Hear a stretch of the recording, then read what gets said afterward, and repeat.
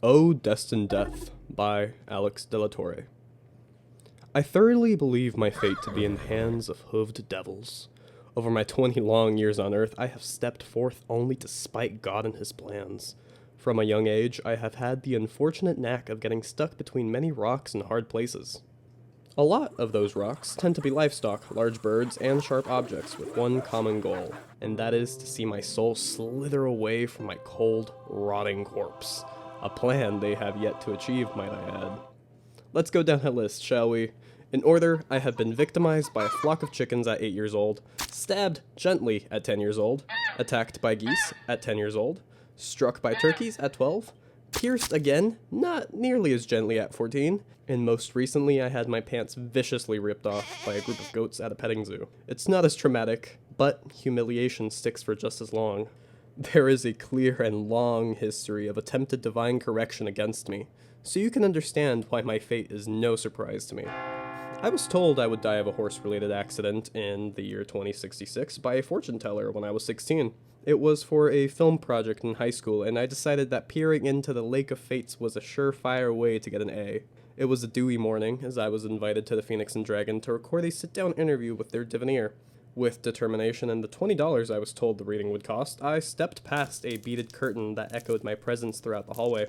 The man who sat crossed, parallel from me, introduced himself, and we chatted as I set my camera up. As I sat, a deck of cards was laid out.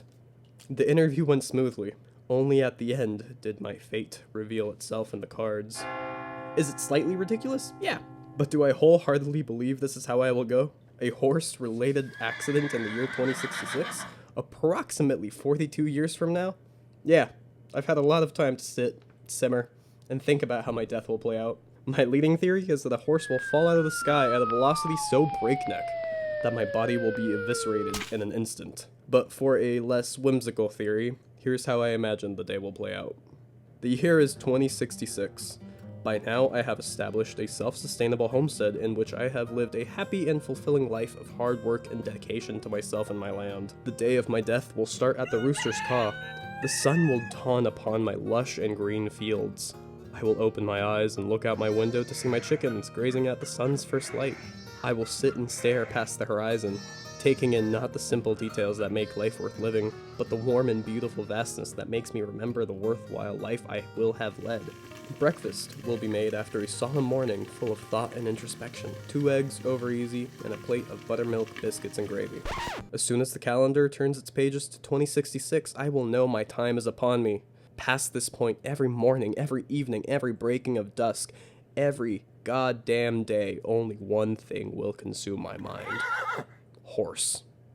On the day of my death, after a fulfilling meal, I will head on to the stables. I will look my horse square into their cold, unfeeling eyes and prepare my saddle. The day of my death will be like any other out in the field, and I will be dedicated to toiling hard so I can enjoy the fruits of my labor. But alas, that is not the path fate intends for me that day, so the day must deviate from the plan. As I ride towards my crop, the wind begins to complain loudly and aggressively, shaking the branches and shrubbery.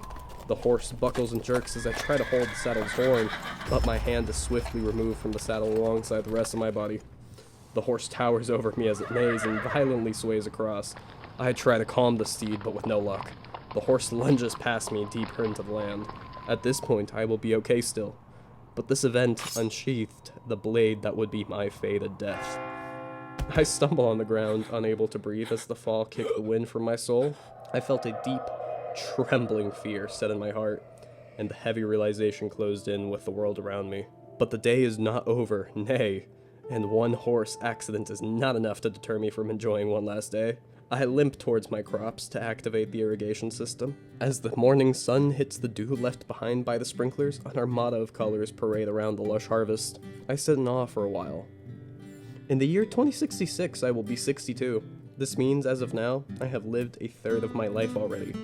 Once the sprinklers halt, and the beauty of my fields live permanently as a memory, the day may continue. I get up to look for my horse, but the wind that started this journey is set to follow through. Heavy, dark clouds trap the sun, and roaring winds grew more vicious. I stumbled in nothing as the winds tripped my step. They grew louder. "Horse!" I call out, but not even a neigh can be heard through the gust. The wind brought clouds, and the clouds brought fog. The fog enshrouded my hope, leaving behind only despair. Finally, I see it from the corner of my eye, emerging from the hottest pit of hell. I see two glowing eyes in the distance. I couldn't mistake those deceivingly prayful eyes for any other devil. This horse would be the one to undo me today. We lock onto each other as the fate dances around our minds. Does he know? I ask myself, staring into the void horses replace their souls with. Through my years, I hope that I will grow to accept my fate. But with it staring right at me in the face, I know I am no match. I cannot face my mortality. I run, nay, I gallop as tears stream down my face, and as I stumble through the fog and mud, I fall onto my knees. Horse only a few paces behind. The overwhelming weight that I must face the consequences of my actions set in, and for all the deaths I have avoided, I must repent with the truth that I will meet before me. The horse towers over my muddy and tired body, yet I refuse to look. The horse, feeling empathy for maybe its first time in its life, says nothing. We glance at each other for one last time, for I know that when I stare deep into his eyes, the last thing I will see is myself, reflected as a perversion of what this horse-related accident will leave behind. But the horse disagrees, and with a heart full of love, the horse defies the fate I so desperately built my life around. The horse walks away, disappearing into the mist. Past my tears, I will see this horse, a symbol of freedom, strength, and courage, exhibit all of these qualities firsthand as he deviates from God's plan and spares my life. In its wake, I will rise a changed man.